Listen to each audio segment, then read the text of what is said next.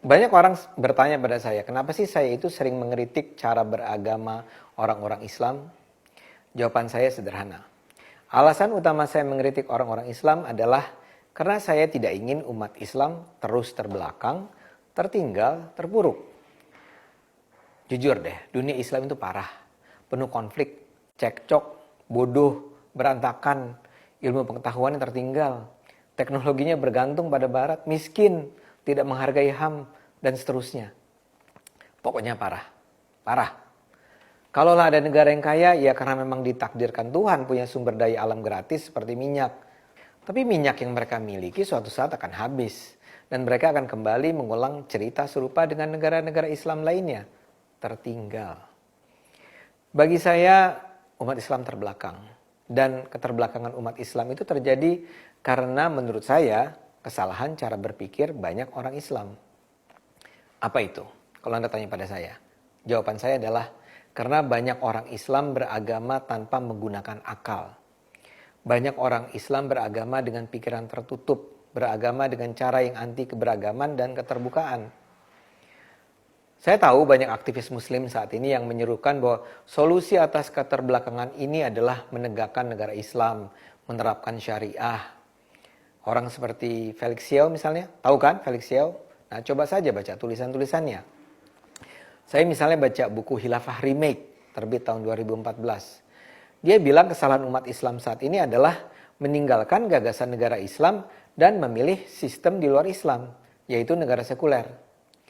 Menurut Felix, di masa kejayaan yang dulu, Islam menerapkan syariah, menerapkan negara Islam, menerapkan khilafah.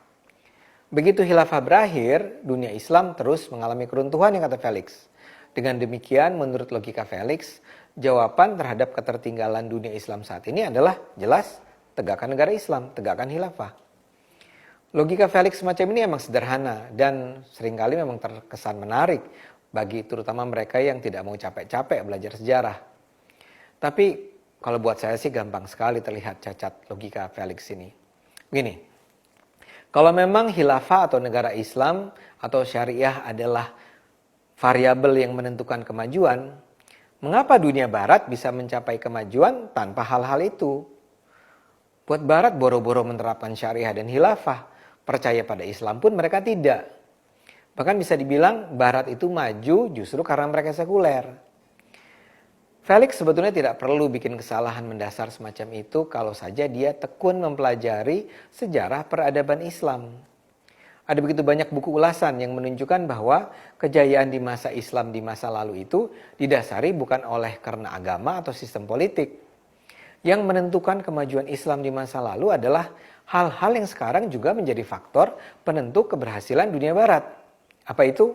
Penghargaan dan cinta terhadap ilmu pengetahuan, keterbukaan berpikir, dan pertukaran keilmuan. Jadi kuncinya satu, ilmu pengetahuan. Kemajuan peradaban barat terjadi sejak zaman yang disebut pencerahan atau Renaissance, yang meruntuhkan kebekuan berpikir di masa kegelapan. Eropa pernah punya masa kegelapan. Dan di masa kegelapan itu istana dan gereja itu melarang juga orang berpikir bebas. Ingat cerita Galileo Galilei? Kalau belum tahu ceritanya, browse deh, cari ceritanya. Galileo itu dihukum harus hidup dalam pengucilan karena menyatakan bahwa bumi mengelilingi matahari, bukan matahari yang mengelilingi bumi. Kalau sekarang kita semua tahu itu benar, tapi di masa lalu itu ditolak oleh istana, oleh gereja. Di masa kegelapan barat itu orang tidak boleh melawan apa yang ditetapkan penguasa kerajaan dan gereja. Akibatnya Eropa terbelakang. Eropa kemudian berubah. Ketika berubah, agama tidak dihabisi, tapi cara beragamanya yang diubah.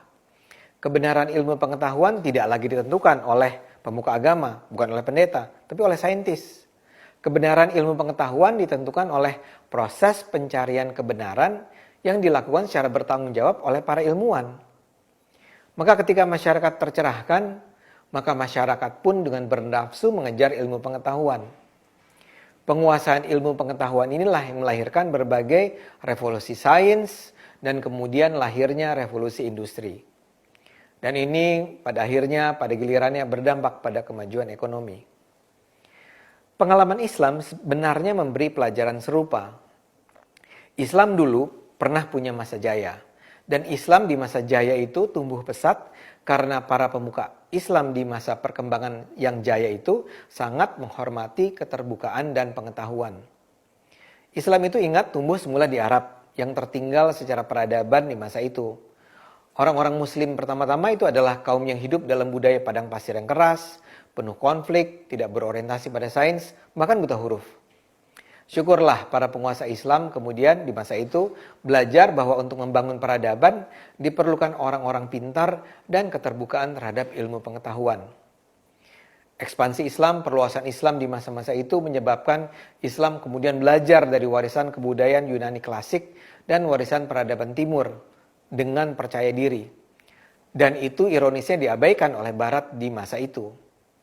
Buku-buku ilmu pengetahuan dan filsafat dari Yunani didatangkan dan kemudian diterjemahkan ke dalam bahasa Arab. Ini semualah yang mendorong lahirnya tradisi akademis yang melahirkan cabang ilmu pengetahuan seperti kedokteran, matematika, optik, geografi, fisika, astronomi, dan sejarah, dan tentu saja filsafat. Pada era kejayaan Islam itu, metode berpikir rasional, ilmiah, dan filosofis berkembang dengan kokoh. Landasan itulah yang memungkinkan lahirnya para ilmuwan, pemikir, filsuf, budayawan yang tak henti-henti melahirkan karya-karya yang membangun peradaban Islam. Kalau tidak percaya cerita ini, saya sarankan baca deh buku-buku tentang sejarah Islam. Jadi keterbelakangan umat Islam jelas tidak bisa diatasi dengan sekedar bikin negara Islam, khilafah.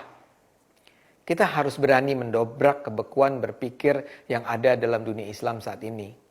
Karena itu, kita harus berani mengkritik pemuka agama.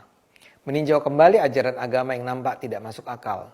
Mengkritik cara berpikir dan perilaku umat Islam yang membawa dunia pada keterbelakangan. Jadi kalau saya akan terus mengkritik cara beragama banyak orang Islam, itu bukan karena saya membenci Islam ya. Bukan karena saya membenci orang-orang Islam.